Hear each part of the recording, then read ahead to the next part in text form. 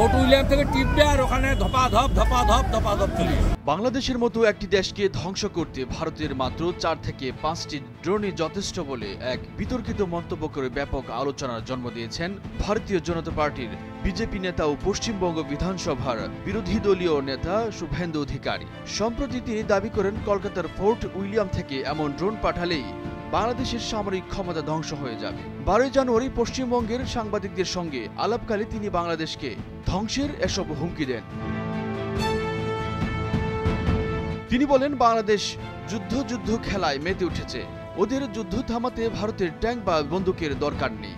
কলকাতার fort William থেকে 4 থেকে 5টি ড্রোন পাঠালে সব খেলা শেষ হয়ে যাবে। ভারত অত্যন্ত দায়িত্বশীল দেশ, দুর্বল দেশকে কখনো আক্রমণ করে না। কিন্তু কি করা যাবে, পিপিলিকার ডানা গজায় মরিবার তরে। বাংলাদেশের এই নাবালক অর্বাচীনগুলো ভারতের সামরিক শক্তি সম্পর্কে ধারণা নেই। ওরা জানে না আমাদের বিএসএফ বা সেনা পাঠানোর দরকার হবে না। ওরা জানে না ভারত এখন ড্রোনে কত উন্নত।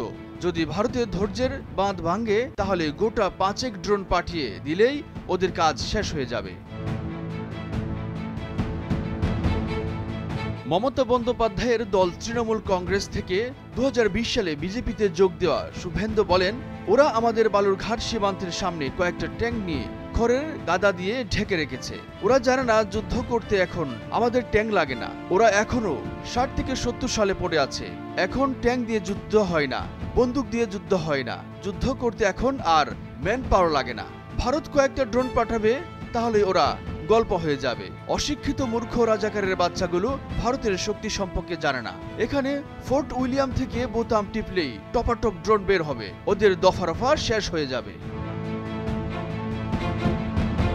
বিজেপির এই নেতা আরো বলেন, বঙ্গবন্ধু শেখ মুজিবুর রহমানকে যারা খুন করেছিল, ফাঁসি দণ্ডাদেশ প্রাপ্ত, তারা পশ্চিমবঙ্গের 15 বছর ধরে বসবাস করেছিল।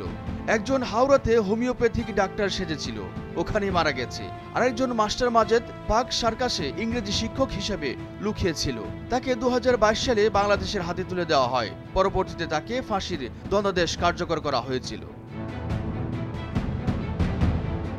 আসাদুজ্জামান বুলেট, ভোরের কাগজ।